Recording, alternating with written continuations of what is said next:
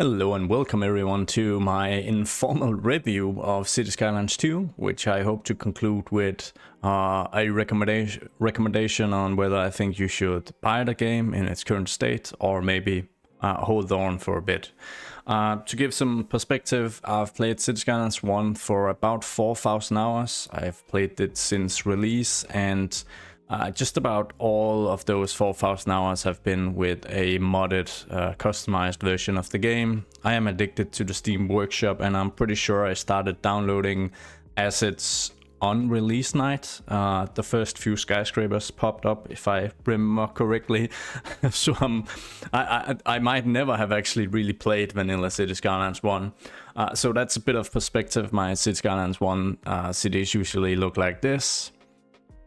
So yeah, that should give you a general idea of where I'm coming from. And additionally, I don't care for the simulation aspects of Cities Skylines 1. I have so many mods enabled that I don't have to take care of anything. I can just paint the city basically, and that's how I've treated the game for most of my playtime.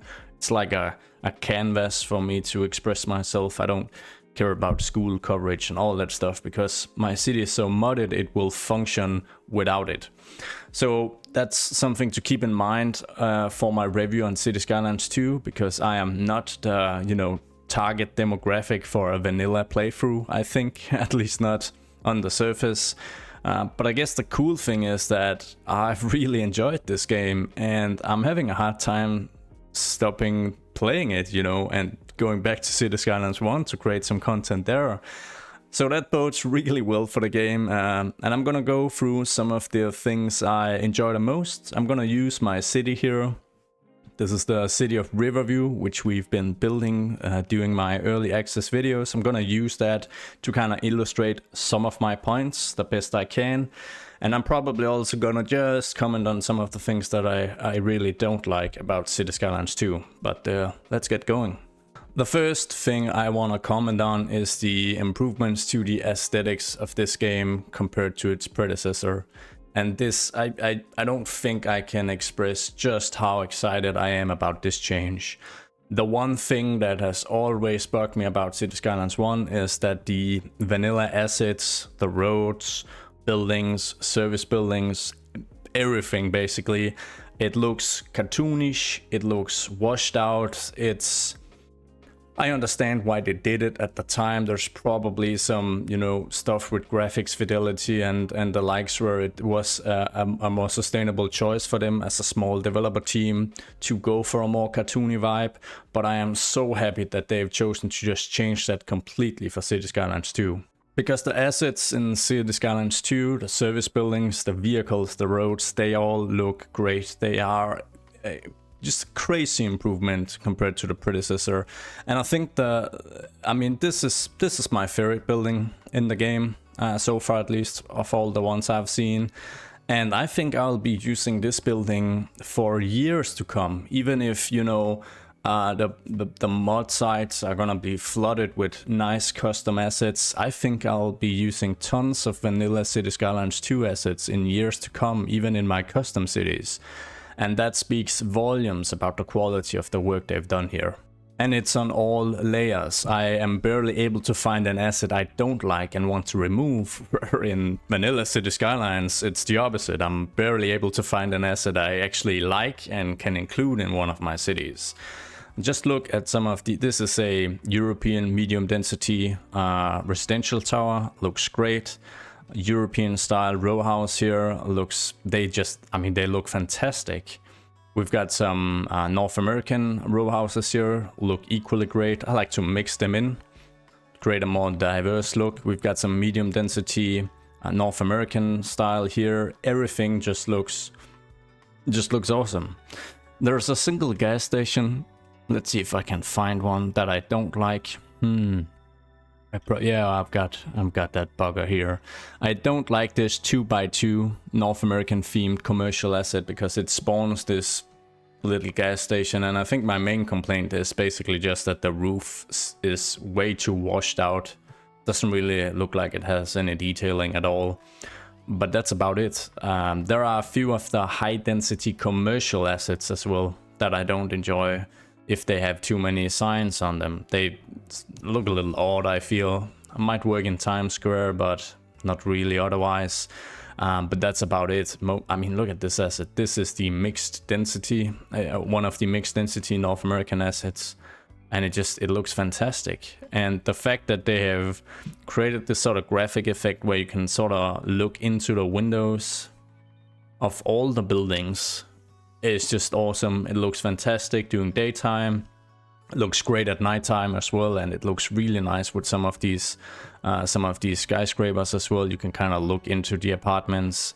Just creates an awesome feeling of, you know, just detail basically. If there's one thing I hope they could improve on, it's just the amount of assets. That would be really nice. I find that I have to use some pretty annoying zoning trickery just to ensure that I don't get a ton of duplicates. So for instance, all of the skyscrapers I have here, they're pretty much on unique like zoning sizes. So I know that if I zone for a office skyscraper and I zone 4x4, I should probably only have maybe one 4x4 in my city, or in this skyline at least, because if I have two, there's a pretty good chance that I get the exact same building. Now they can upgrade and turn into other buildings as well, which is very nice. But until that happens, you're stuck with two similar skyscrapers. So I'm hoping this is something that they'll continue improving, not just through DLCs and content creator packs, but also just through free upgrades. Next up for me, a major game changer is the way you construct networks and roads in this game. You've probably all seen it by now through other YouTube videos, so I'm not gonna go too much into detail, but the flexibility and freedom you have is just, you can't even compare it to Cities Skylines 1. In Cities Skylines 1, you would have to, you know, have 6 months mods or something to create just a very simple, somewhat ugly interchange like this one, and it would take you 20 minutes, where this literally took me 3 minutes, and I made it in a video I posted the other day. The flexibility is just fantastic. The way snapping works, it has just been completely remodeled, so you have so much freedom. And I find that when I build highway interchanges, I most of the time just disable snapping, because look at the node flexibility. This would be completely unheard of in Cities Skylines 1, but the flexibility we have now is just, it's just next level really. So much fun to work with. The roads and networks are also much better scaled. If you recall the 2-lane one-way highway segments from Cities Skylines 1, they are extremely wide, and when you elevate them, they are super bulky. It's like they're built to withstand a massive once-in-a-lifetime earthquake or something. And it makes them super finicky to work with due to the existing limitations of laying out road networks in vanilla Cities Skylines. So this is also a very welcome change. Another thing I enjoy, and this came as a big surprise to me, is that I actually enjoy playing the simulation now. It's pretty forgiving, and it's pretty hard to bankrupt your city due to the government subsidies and the amount of money you get as cash injections whenever you reach a new milestone. But in general, it's just much more fun now. The system seems more complex and deeper, and there are things that I care about in this game that I don't care about in Cities Skylines 1. Now I guess one counterpoint could be that since I don't have mods available in Cities Skylines 2, I sort of have to care about the simulation, at least to some extent, otherwise the city is not gonna function. But I've worked pretty hard to make sure that the happiness level is at the very maximum for this city by making sure I implement service coverage and fix some of the structural issues that I've had early on in the city. And this is something I did not care one bit about in Cities Skylines 1. And I find it pretty fun. As an example, I've just built this countryside area out here. And as expected, the people that live on the very outskirts of it are pretty far away and isolated from citywide services. So for instance, I've got some abandonment here, and if I go and check, the main issue is lack of education services, and if I check for the small district here, there's also an issue with high crime. So how do I actually fix this? Well, I don't really want to place a police station out here because that's gonna be pretty expensive, but I could do that. What I'm gonna do instead is I'm going to find the nearest police station. We've got one here in East Riverview. I'm going to select that. I'm going to buy this upgrade, the garage extension, and just a quick note, the upgrade system is fantastic. I am so happy about this, but that's another point. Anyways, having upgraded it, we now have double capacity for our patrol cars, but I think one of the issues here is that this police station is also serving areas across the river, which means that the cars are just stretched too thin. So what I'm gonna do instead is select operating districts, and then I'm going to designate this countryside as being part of the police station's responsibility as well. And by doing this, I also make sure that this police station, which is part of the East Riverview Police Department and not Riverview over here, doesn't actually send patrol cars into this area. And when I make this change, I'm of course hopeful that that's gonna help with some coverage out here. And you can do that with all services. So in this case, the East Riverview Elementary School is completely overloaded. And these people out here, if you remember, did complain about poor education services. But I've also got an elementary school up here in the southwestern part of Riverview, which has a lot of open capacity. So what I'm gonna do here is I'm gonna go in, add an upgrade that added 500 to my student capacity. Then I'll select operating districts, and I'm just like the police station, going to make sure that this is actually the East Riverview Elementary School, which covers East Riverview and not across the river. I also like the increased complexity of the economic simulation, which of course plays into my previous point. I think the fantastic thing here is that if you don't care about this stuff, or you don't want to spend time on this stuff, you can pretty much get by mostly just ignoring it. The game is kind of forgiving in that aspect, at least until you really start getting a big sprawling city. Then you can start having some issues. But I enjoy the fact that we can, you know, adjust taxes on such a specific level now. I mean, for specific raw materials, production goods, types of offices. It's awesome, and it's pretty fun to play around with, because you can essentially subsidize or restrict a certain type of development, right? So if I don't want any uneducated people moving into my city, and I want to push the current uneducated people out onto the streets, into homeless camps and tents, which would be a morbid, cruel thing to do. But as an example, I could just jank the tax rate to 30, and these poor people are gonna have a real hard time sustaining themselves in the city. I mean, you can see I've already got some high rent issues out here in the suburbs, so this would probably make that even worse. I can also encourage better educated people moving in and giving them like an easier way of upgrading their houses to building level 5 by subsidizing the taxes massively. Actually, this is like an American simulator, pretty accurate. Anyways, we can do the same, of course, for commercial, industrial, yada yada yada. It's a pretty fun system to play around with. It's the same with the production tab, that it's now so, you know, it just adds another layer that I didn't really care about in the predecessor. So for instance, before the most recent episode of Riverview, we were dependent on importing about 7 tons of wood each month. This has changed, and we're now a net exporter by quite a large bit. And the change was rather simple. I built a logging camp out here and designated a large area. And there's now a vehicle driving around cutting down trees. I can't find it at the moment, but it drives around here looking for trees. Well, it shouldn't be hard to find a tree, but you get my point. Another thing I really like, and don't worry, I'll get to some of the bad parts. Don't worry, it's not shilling. But something I really like as well is the scale of the assets, the placeable assets. Massive scale. I mean, look at the size of this rail yard. It's half the size of downtown Riverview. and that's fantastic. It's not bad. It at least to me, that's just a positive, because it makes these very focal, important buildings feel much more substantial, you know. If I want a lot of rail traffic, cargo rail traffic in my city, I'm gonna need a rail yard, and it's then, you know, it's the most important asset to make that whole chain function and add that sort of theme to my city. So of course the rail yard should be an absolute chunker boy, and it is. It's huge.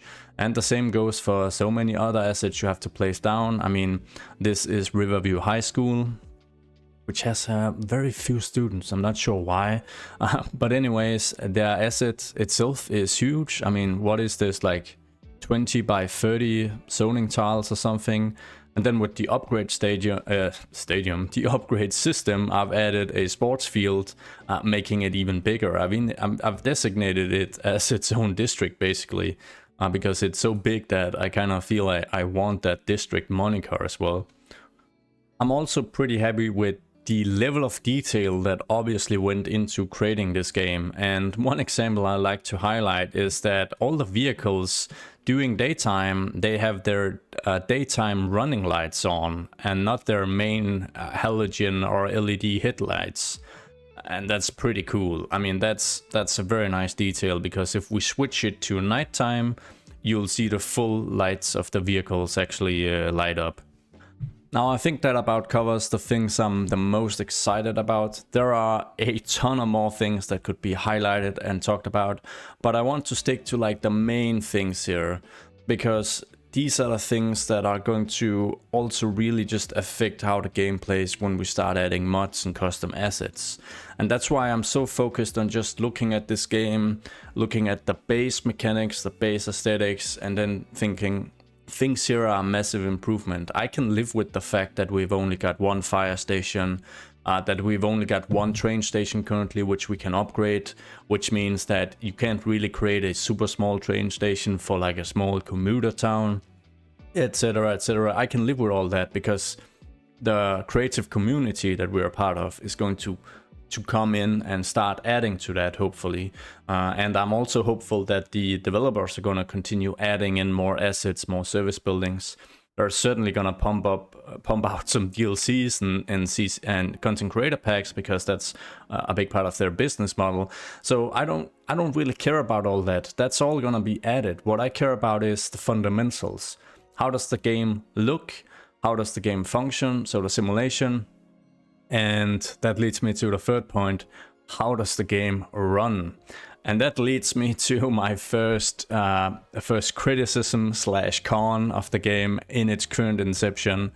It doesn't perform all that well. You can check the description for my specs.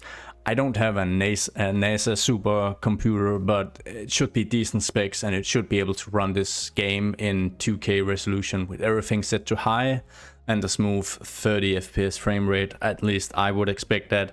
And that's not really the case now. I think the saving grace for me is that Colossal has embraced the criticism.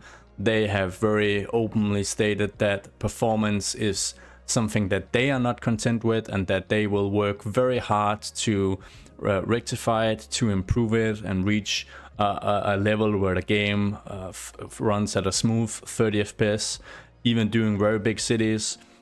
So I think that their honesty and being upfront with this is something that I really value very highly, because it makes me hope for a better future. And something else I will say is that, I don't know if you've noticed throughout this video, but the game actually runs pretty smooth on my machine, and I've just done a few graphic tweaks, and some of them have been official recommendations by Colossal as well. So one of the big ones is just jumping into options, jumping into graphics, going to, let's see, symbol, and then level of detail, setting that to very low, or low is going to be a massive performance increase.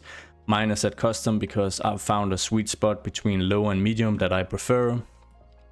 But it's small tweaks like that that actually adds quite a bit of improvement to the performance. Something else that was a major disappointment for me is that we still have the very same quite restrictive zoning structure in this game. And it's very obvious that as soon as you start exploring more curvy road structures, you have this empty dead space, just the same as you did in Cities Skylines 1. This is a pretty big disappointment for me. I would have hoped that they could create some sort of system where this asset, for instance, can recognize that it's at an odd angle, there's some dead space here, and then it would maybe like automatically adjust the fence to just fill out this. I'm not expecting like procedurally generated buildings, even though that would be really cool. But maybe if just some of the lots, you know, the detailing or the props or whatever would fill in automatically, that would be a big help. Because I feel that this is a step that I had really hoped they would have taken that major leap, but it is what it is, and currently I think that the game really caters to the American city planner fantasy, because it does reward you building grids and building strict 90-degree angles. It is more difficult to get a proper European look. It really is, unless you go for a grid.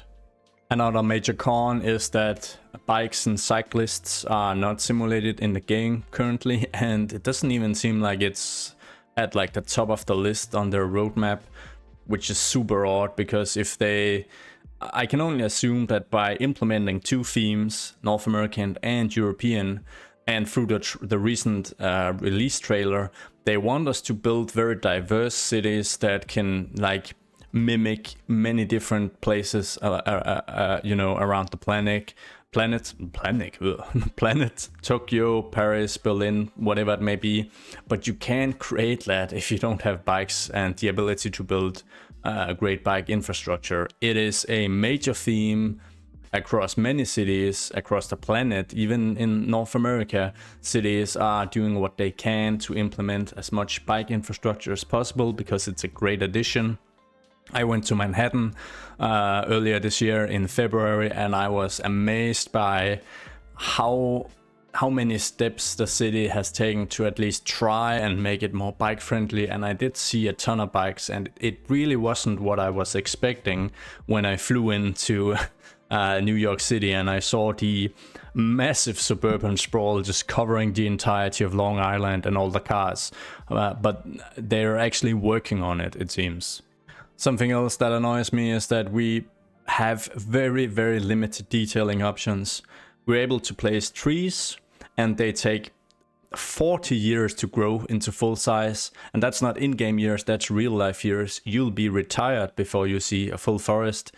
Okay, I'm exaggerating a bit, but it's super annoying. It's been years since I did backend development, but I do think that, you know, adding a toggle wouldn't be all that hard. Let us add a toggle so that the age mechanic of the trees is disregarded and they're just a full size all the time. Add it as a toggle so people can enjoy both variants, please. Because we've got trees, and then we've got this one type of pedestrian path, which admittedly, let's see if I can find it. Admittedly, it does look pretty good, much improved to the Cities Skylines 1 version. It's got like small tiles is what it's made up of. It's a very universal detailing thing, and it works quite well, but I'm a bit sad to see that we are not able to place any props, because there are obviously some standard props that are used throughout many of the assets. They look fantastic. The same asset has a chance to spawn with many different types of props. Why not allow us to place them? I don't really get it. I can only assume it's time constraints and that we will eventually get it. But yeah, that's a bit of a bummer. No detailing options on launch. Also, the weather mechanics and the weather simulation is very, very cool. I can see why they're proud of it. The city looks gorgeous here in fall. It looks less gorgeous in winter, so please just give us the choice. Let us enable us to disable the weather mechanics and just have it, you know, preferably we can just pick one of the seasons when we load into our city, and then we can just play through that season until we change it ourselves. Just give us the ability to pick that. I don't just say this as a content creator who finds that if I don't record during, you know, a nice sunny spring, fall or summer day, then everything just looks kind of washed out and kind of drab. I also just say this as a Cities Skylines player. I do enjoy a sunny day for my building sessions. It just looks better and feels better. So just give us the choice, please. Another critique I have is how they've tried to calculate population and worker figures for the assets. So I appreciate that when we go grab a, a detached single family house, we will have a single family here. I think that is a very, very nice change compared to Cities Skylines 1, where you had like 4 or 5 families in the same single family home. But as soon as we get to high density developments, and also a bit medium density, but especially high density, things start getting out of whack. I mean, this office tower is what, 30, 40 stories tall, and it has 100 workplaces, software developers. So you've got like 2.5 or 3 backend developers on each floor, which I guess would be pretty cozy, but I don't think it's all that realistic, and it's a bit of a shame really, because you're gonna have to create abnormally huge downtowns to get workplaces in the many thousands.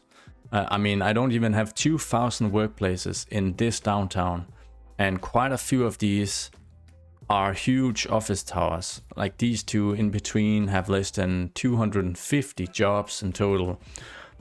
That does seem quite odd. So as I said early on in this kind of informal review, there's 1,000 more things we could touch on, but I don't want this video to like explode in length. And I think the things I've highlighted are some of the things that stick out the most to me, both in a positive and in a negative way. And I'm pretty much ready to say that I do actually recommend this game in its current states. I think that if you've got a decent enough setup, and please try and investigate how this game will run on your PC, or buy it and be ready to refund it if it doesn't run, even with a few graphic tweaks, then I can definitely recommend this game. And that doesn't matter if you're, a hardcore modder with custom cities in Cities Skylines 1, which is where I come from. I still think you'll enjoy this game, because I certainly do. And if you're someone that really cares about the simulation, the mechanics, playing around with public transport, with district tooling, with service coverage, trying to min-max basically, then you're gonna enjoy this game even more. Which is also why I'm kind of sad on behalf of the console players that you guys have to wait for so long. And that must be really frustrating, but I'm very hopeful that when you get the game in your hands, they have ironed out some of the issues I've highlighted. Most noticeably the performance issues. They've hopefully ironed that out, made it a more smooth game. The thing that I'm convinced about with Cities Skylines 2 is that it's the future of city building. I really believe that even considering the rough edges and stuff like that, the base mechanics and aesthetics are just such an improvement to Cities Skylines 1 that I'm pretty confident that this is the game that's going to, if not initially on launch, then slowly but surely it's going to explode in popularity. It's going to take the franchise to the next level. And I've never been so excited about seeing what kind of official DLCs and content creator packs we will be getting, and the type of mods and custom assets that we'll see from the modding community. It's going to be a blast, which is why, even though I've had early access for weeks now, being able to play this game as much as I want, I'm still hyped for the official release, because that's when the fun really begins. And with that said, as the final words on the review part, want to thank you for watching. If you sat through all of this, you're a champ, and you probably need a glass of water and some calmness now, because I'm a rambler when I get going. But thank you so much for watching. Thank you all for the support lately. Very overwhelming stuff. It's pretty crazy to be a part of this, and I hope, of course, to see you all in the next one. So have a nice day, evening, or whatever it is where you're from, and goodbye.